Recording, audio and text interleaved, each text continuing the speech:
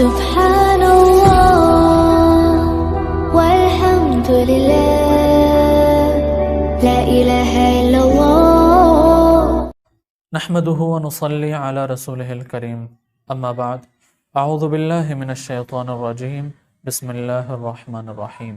قد افلح من تزكى وذكر اسم ربه فصلى وعن ابي ذر رضي الله عنه قال قال رسول الله صلى الله عليه وسلم قد افلح من جعل قلبه واعيا صدق الله مولانا العظيم وصدق رسوله النبي الكريم۔ محترم ناظرین کرام اور سامعین حضرات، میرے محترم بھائیوں اور دوستوں، یقیناً کامیابی ایک ایسی چیز ہے جس کی تلاش میں پوری دنیا ہے۔ دنیا کے اندر جتنے بھی لوگ ہیں، انسان ہیں، وہ سب کامیابی کی ہی تلاش میں ہیں، لیکن کچھ لوگ اس کے تلاش کرنے میں صحیح رستے پر ہیں اور کچھ لوگ اس کو تلاش کرنے پہ وہ غلط رستے پہ ہیں۔ اور کامیابی ایک ایسی چیز ہے جو ہر کسی کے مقدر میں نہیں ہے۔ ایک تو کامیابی ہے دنیا کی، دنیا میں کامیاب ہونا، وہ تو ہر کوئی ہو سکتا ہے، لیکن حقیقی کامیابی اور سب سے بڑی کامیابی جو ہے وہ آخرت کی کامیابی ہے، جو ہر کوئی شخص اس سے مستفید نہیں ہو سکتا۔ آپ نے دیکھا ہوگا بہت سارے لوگ کروڑ پتی ہوتے ہیں، ارب پتی ہوتے ہیں، لکھ پتی ہوتے ہیں اور اپنے آپ کو کامیاب شخص کہنے لگتے ہیں۔ جیسے وہ یہ کہتے ہیں کہ کامیاب میں، دنیا کے اندر کامیابی میں سب سے پہلا نمبر فلان کا ہے، یا سب سے دوسرا نمبر فلان کا ہے، تیسرا نمبر۔ یہ تو ایسے ہی عارضی کامیابی ہیں، کیونکہ یہ دنیا کی کامیابی ایک ایسی کامیابی ہے کہ لوگ اچھا خاصا چڑھ رہے ہوتے ہیں کامیابی کے سیڑھیوں پر، لیکن وہ اچانک سے اوپر سے گر جاتے ہیں اور ہیرو سے زیرو بن جاتے ہیں۔ ان کے پاس جتنا بھی وہ ہوتا ہے وہ سب ان کے ہاتھ سے چلے جاتے ہیں، یہاں تک کہ وہ کروڑ پتی سے روڑ پتی بن جاتے ہیں۔ ایسے ہزاروں لوگ اور ہزاروں واقعات آپ لوگوں کے سامنے رہ چکے ہیں۔ لیکن کامیاب شخص وہی ہے، کامیاب شخص وہی ہے جو آخرت میں کامیاب ہو۔ اگر دنیا کے اندر اگرچہ اسے کچھ ذلتوں اور رسوائیوں کا سامنا کرنا پڑے، کیونکہ یہ دنیا ہے ہی آزمائش کی جگہ۔ اللہ رب العزت قرآن مجید میں بار بار فرماتے ہیں کہ وَلَقَدْ فَتَنَّ الَّذِينَ مِن قَبْلِهِمْ، ہم نے آپ سے پہلے جو لوگ تھے ان کو بھی آزمایا ہے، آپ لوگوں کو بھی آزماتے ہیں۔ أَفَحَسِبْتُمْ أَنَّمَا خَلَقْنَاكُمْ عَبَثًا وَأَنَّكُمْ إِلَيْنَا لَا تُرْجَعُونَ۔ اس طرح کی کئی آیتیں قرآن مجید کے اندر موجود ہیں، لیکن سب سے اہم آیت یہ ہے کہ فَمَنْ زُحْزِحَ عَنِ النَّارِ وَأُدْخِلَ الْجَنَّةَ فَقَدْ فَازَ۔ اللہ رب العزت فرماتے ہیں جو جہنم کی آگ سے جس کو بچایا جائے اور جنت کی اندر داخل کر دیا جائے، ان کے باغات میں داخل کر دیا جائے، کامیاب شخص وہی ہے۔ جہنم کی آگ سے اس کو نجات ملے اور جنت کے نعمتوں کے اندر اس کو دھکیل دیا جائے، کامیاب شخص وہی ہے۔ اگر کوئی کتنا بھی بڑا شخص ہو دنیا کے اندر، اگر وہ کامیابی کے ہزاروں ایوارڈ جیت چکا ہو، اگر قیامت کے دن اس کو جہنم کی طرف دھکیل دیا جائے تو وہ کامیاب شخص نہیں ہے، کیونکہ الدنیا مزرعۃ الآخرہ، یہ دنیا کھیتی کی جگہ ہے، یہاں پہ محنت کیا جاتا ہے اور پل وہاں پہ ملتے ہیں، مزدوری وہاں پہ ملتی۔ لیکن آج لوگوں کو صرف دنیا کی کامیابی کی پڑی ہے کہ ہم کامیاب ہونا چاہتے ہیں، اس لیے وہ دن رات ترقی محنت کرتے ہیں، کوشش کرتے ہیں، راتوں کو نیند نہیں ہے، دن میں چین نہیں ہے، سکون برباد ہو چکا ہے، سب کچھ سب سے ایک طرف ہو چکے ہیں، دنیا کی زندگی گزارنے میں ایسا لگتا ہی نہیں ہے کہ وہ زندگی گزار رہے ہیں اور وہ کامیابی کی تلاش میں ہیں۔ ہاں، دنیا میں بھی کامیاب ہوتے ہیں لوگ، اور وہ کامیاب شخص وہی ہوتے ہیں جنہیں اللہ رب العزت کامیابی دے دیتا ہے۔ قد افلح من تزکا جیسے آیتوں میں ہے، قد افلح المؤمنون الذین هم فی صلاتهم خاشعون، یہ اللہ رب العزت نے فرما دی ہیں قرآن مجید میں کہ مومن کامیاب ہیں جو نماز کے اندر خشوع و خضوع اختیار کرتے ہیں، نمازوں پر پابندی کرتے ہیں، برے کاموں سے بچتے ہیں، زکوٰۃ دے دیتے ہیں، لہو و لعب سے بچتے ہیں۔ بہت سارے نشانے اللہ رب العزت نے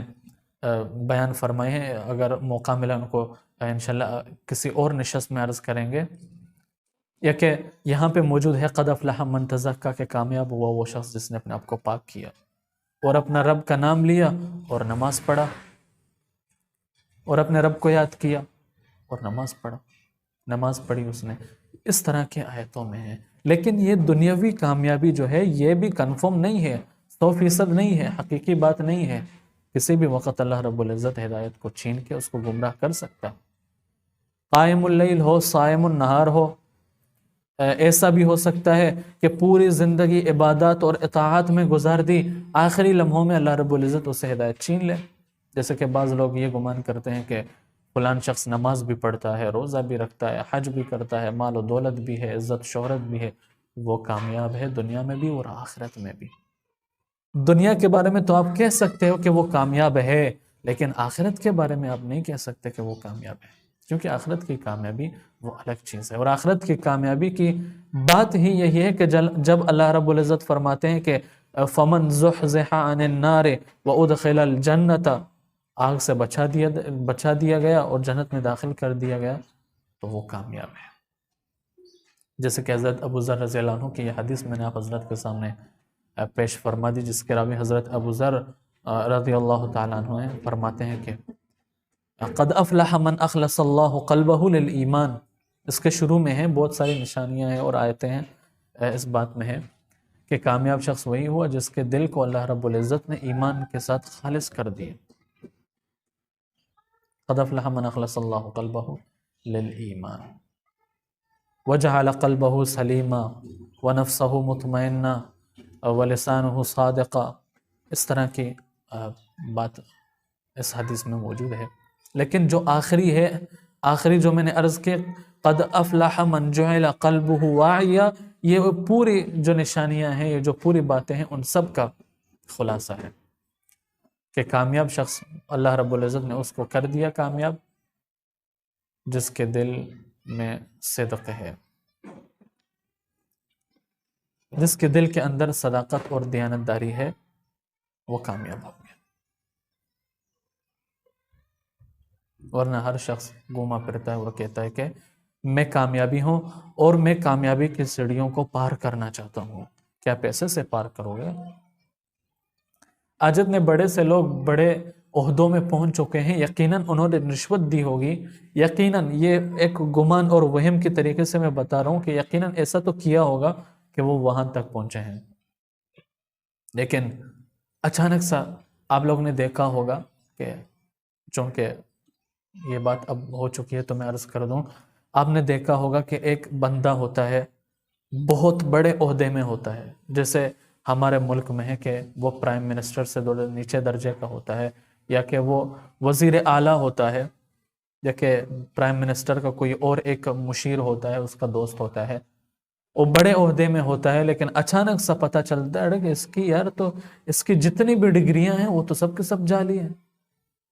اس کی ڈگریاں جعلی ہیں۔ اب اس نے اتنی محنت کی، ووٹ خریدے،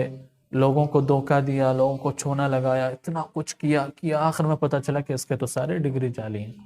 اب وہ دڑم سے نیچے گر گیا،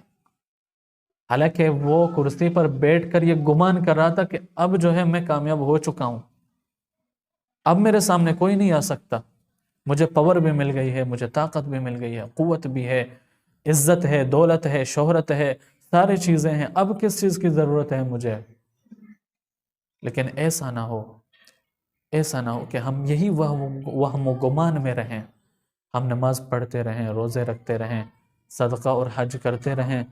اور یہی وہم و گمان میں ہم بھی رہیں کہ یار آخرت میں تو ہماری تو کامیابی ہے۔